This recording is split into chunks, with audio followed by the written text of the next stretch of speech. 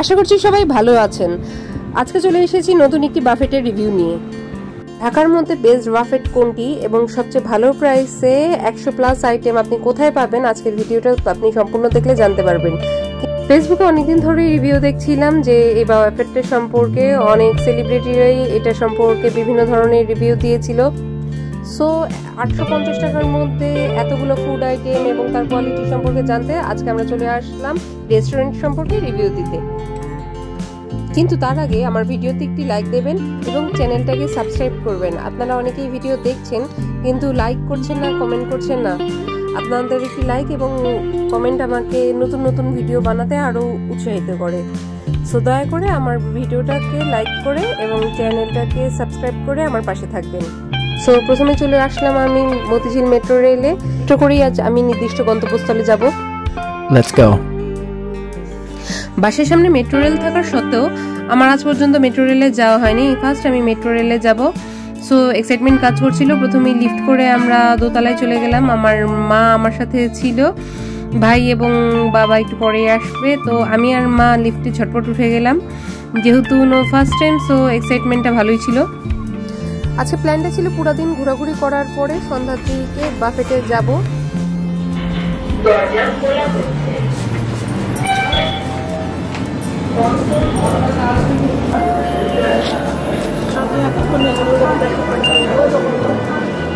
সবচেয়ে মজার ব্যাপার হলো লিফটের সামনে দিয়ে ঢুকেছিলাম এবং দোতলায় উঠতে লিফটের পিছনের গেটটা খুলে গেল। একটু অবাকই হয়েছিলাম। So first time metro journey করার জন্য আমি সুপার এক্সাইটেড ছিলাম। আর মতিঝিল থেকে উত্তরার ভাড়া ছিল 100 টাকা। তো আমার যেহেতু র্যাপিড কার্ড ছিল এর জন্য আমি জাস্ট পাঞ্চ করার সাথে সাথেই ঢুকে গেলাম, কিন্তু টিকিটের লাইনটা আসলে অনেক লম্বা ছিল। আর ঢুকতে দেখলাম যে মেট্রোটা দাঁড়িয়েছিল। যাই হোক, আমরা যখন এন্ট্রি নিলাম তখন দেখলাম মেট্রোতে প্রচুর পরিমাণ লোক ভরা।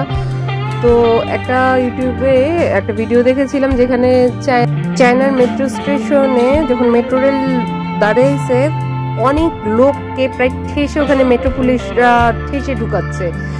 So sorry to them and sorry for us, যে আমাদেরও এখন দেশে কোয়াইট সিমিলার অবস্থা। তো যাই হোক, দেখতে দেখতে আমরা চলে আসলাম। খুব একটা বেশি সময় আসলে লাগেনি, 20 মিনিটের মতন টাইম লেগেছে। যে এত কম সময়ের মধ্যে আমরা উত্তরে পৌঁছে যাবো এটা চিন্তাও করিনি। যাই হোক, এখানে এসে আমরা দেখলাম যে প্রায় সুন্দর একটা সোনালী রোদ ছিল। আমরা উঠেছিলাম মতিঝিল মেট্রো রেল স্টেশন থেকে এবং নামলাম উত্তরা উত্তর। তারপর আমরা চারিদিকে দেখলাম যে সবাই আবার নেক্সট মেট্রো আসার জন্য ওয়েট করছে। যাই হোক, আমরা বেরিয়ে আসলাম সেম ভাবে। আবার র্যাপিড কার্ডটা পাঞ্চ করে বেরানোর সময় র্যাপিড কার্ডটা আবার পাঞ্চ করতে হবে, পাঞ্চ করে বেরিয়ে আসলাম। তো আমাদের বেশিক্ষণ একটা সময় লাগেনি, নামতেই আমরা ব্যাটারি রিক্সাগুলো পেলাম। তো আমরা এখানে এসে চিন্তা করলাম যে কোথায় ঘোরা যায়। দেন ওরা বললো আশেপাশে দিয়াবাড়িটা খুব সুন্দর আছে।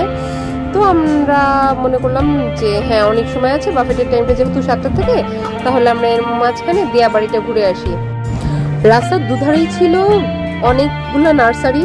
এখানে এত পরিমাণ ফুলের গাছ ছিল যে মানে মনে হচ্ছিল যে নিয়ে আসি, কিন্তু আসলে এত দূর থেকে ক্যারি করা সম্ভব ছিল না। তো ওগুলার জন্য মানে রাস্তাটা আরো বেশি সুন্দর লাগছিল। আর অনেক প্রশস্ত রাস্তা ছিল আর অনেক নিট অ্যান্ড ক্লিন ছিল। তো ব্যাটারি রিক্সাগুলো আসলে অনেক জোরে চলছিল।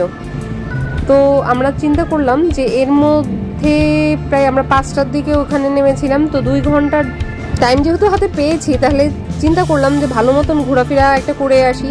সো ফ্যামিলি আউটিংটা আমার কাছে সবসময় খুবই আনন্দদায়ক।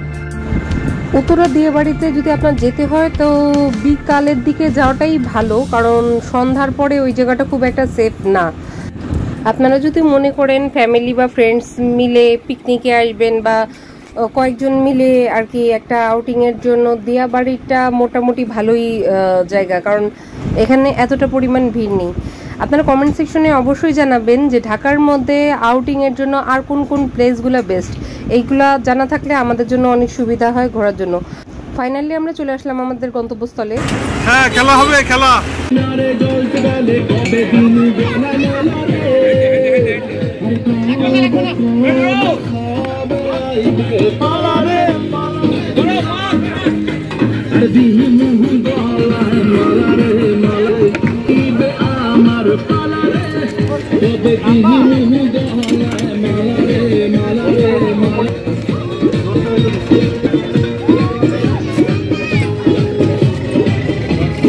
ঝালমুড়ির পর আমরা নিয়ে নিলাম আইসক্রিম। আমাদের পছন্দ ছিল কোন, মার পছন্দ ছিল চকবার।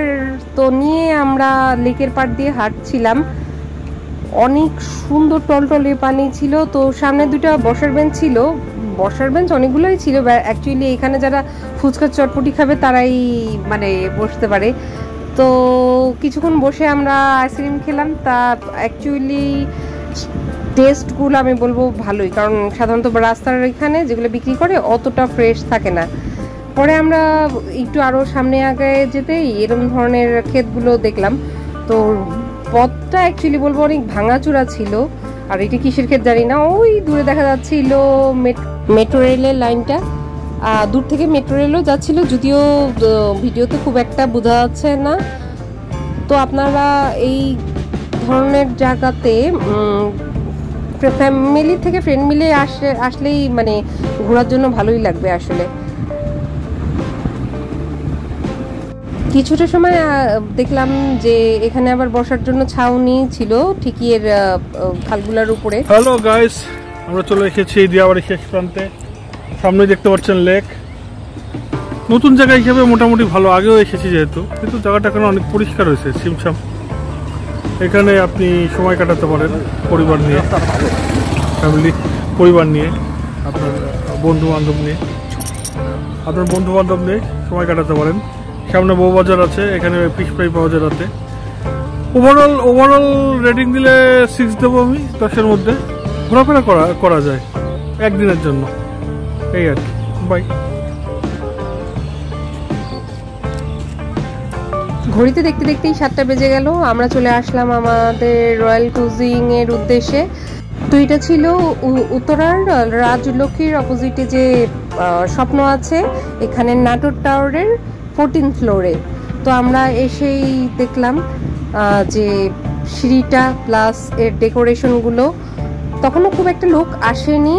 তো আমাদের জন্য একটা টেবিল আমরা বুক করে রেখেছিলাম। আপনি চাইলে কল দিয়ে বুক করেও আসতে পারেন, আদারওয়াইজ আপনি ডিরেক্ট চলে আসতে পারেন। তো আমার উদ্দেশ্য ছিল যে আমি এইখানে এসে একটা ব্লগ করব, তাই সবাই সিটে বসে গেলেও আমি চারদিকে ঘুরে ফিরে ভিডিওগুলো করছিলাম। সো ওইটার আমাদের সিটটা দেখালো যে এটা ম্যাডাম আপনাদের সিট। সো দেখলাম যে হ্যাঁ, উইন্ডো সিট যেমন চেয়েছিলাম ঠিক ওরমই পেয়েছি। তো আমার বেশ ভালো লাগলো। মা আগে সেই যে উইন্ডো সিট দেখে বেশ খুশি হয়ে গেছিল। এখান থেকে একবারে পুরা উত্তরাটা দেখা যাচ্ছে। ওভারঅল ডেকোরেশন আর ভিউটা খুবই সুন্দর ছিল। বলো মা, অনুমতি বলো।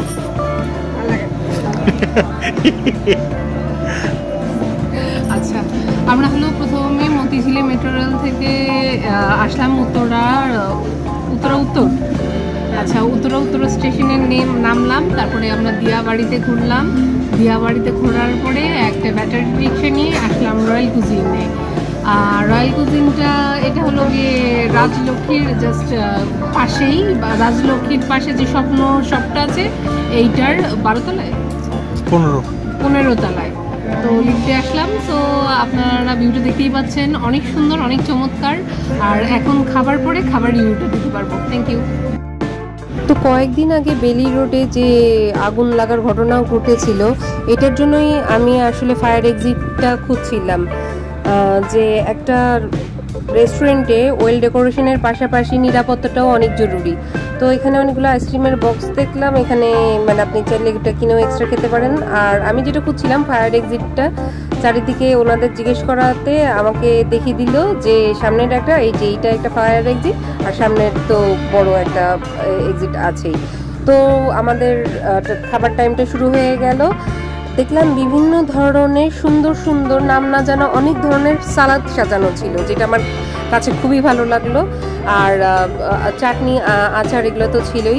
3 ধরনের এখানে আমি স্যুপ দেখতে পেয়েছি। তারপরে স্টার্টার হিসাবে অনেক কিছু ছিল, ভাতের আইটেমের মধ্যে অনেক কিছু ছিল। তো এক একটার থেকে এক একটা, অ্যাকচুয়ালি এখানে 100+ আইটেম, এবং কোনো আইটেমই যে ফালতু এরম টাইপের না, সবকটাই অথেন্টিক। এখানে ক্র্যাবও ছিল, চিকেনও ছিল, বিফ আইটেম যারা খান তারা এইগুলোও ছিল, ফিশ, তারপরে ডেজার্ট টাইপের বিভিন্ন ধরনের আইটেমই সাজানো ছিল, এবং প্রত্যেকটা অনেক সুন্দর অথেন্টিক ছিল। আর এখানে যে আপনারা মিষ্টি দেখতে পাচ্ছেন, কেউ যদি রসগোল্লা চায় রসগোল্লাও খেতে পারবে, আবার পেয়ারা, বিভিন্ন ধরনের মৌসুমি ফলগুলাও আপনি খেতে পারবেন। কোল্ড ড্রিঙ্কসের সাথে সাথে এখানে কফি আর জুসও ছিল। সো মাঝখানে আমার চেহারাটা আসাতে আমি আর একটুখানি ভালো করে ক্যাপচার করে নিলাম। নান, রুটি, এই রোগান জোসটা খুবই মানে মুখরোচক। তারপরে এখানে আরেকটা স্পেশাল আমি জিনিস দেখছিলাম, কাবলি ডাল দিয়ে মাংসটা, ওটা এত সফট, এত ক্রিমি। আর হ্যাঁ, আমি নুডলস পছন্দ করি, কিন্তু যেহেতু আমি এখন এই মেইন আইটেমগুলো খাবো তাই আমি আর ওদিকে গেলাম না। সুশিটা নিয়েছি, কিন্তু সুশিটা একদমই ভালো না। এখানের সুশি অ্যাকচুয়ালি গরম গরম ছাড়া আসলে ভালো লাগে না। তো আমি এক প্লেটের মধ্যে কিছুটা অল্প পরিমাণ খাবার নিয়ে টেস্ট করছিলাম সব কিছুই। সো খাবার শেষে এই আনারসের সালাডটা আমাদের কাছে অনেক ভালো লেগেছে। তো খাবারের জন্য যদি আমি রেটিং দিই, তো আমি এটাকে 10/10 দেবো। আর যদি ডেকোরেশনের দিক থেকে দিই, তাহলে আমি এটা 8/10 দেবো। আর খাবার অপচয় না করার জন্য এখানে একটা নির্দেশনা ছিল। যাই হোক, ফাইনালি সব শেষে আমার দিনটা অনেক সুন্দর গিয়েছিল। একটা ক্যাব বুক করে আমরা ফ্লাইওভারের উপর দিয়ে নিজের বাসার পথে রওনা দিলাম। পুরো দিনের স্মৃতিটা মনে রেখে আমরা সামনের দিকে এগিয়ে চললাম, আবার নতুন কোনো এক অজানা উদ্দেশ্যে। আপনারা অবশ্যই ঢাকার মধ্যে বেস্ট বাফেট কোনটা যদি জেনে থাকেন আমাদেরকে সাজেস্ট করবেন, যাতে আমরা ওখানে গিয়ে আরও বিভিন্ন ধরনের ভিডিও করতে পারি এবং নিজেদের রিভিউ দিতে পারি, আপনাদের সাথে শেয়ার করতে পারি। এবং এই ভিডিওতে আপনি যদি কোনো কিছু সম্পর্কে জানার থাকে তাহলে অবশ্যই আমাদের জানাবেন। আপনাদের সুবিধার জন্য ভিডিওটার শেষে এই রয়্যাল কুজিনের ফুল অ্যাড্রেসটা দিয়ে দেব, এখানে আপনারা কল করে যেতে পারেন। ভিডিওটা ভালো লেগে থাকলে please like, share and subscribe my channel. Thanks for watching.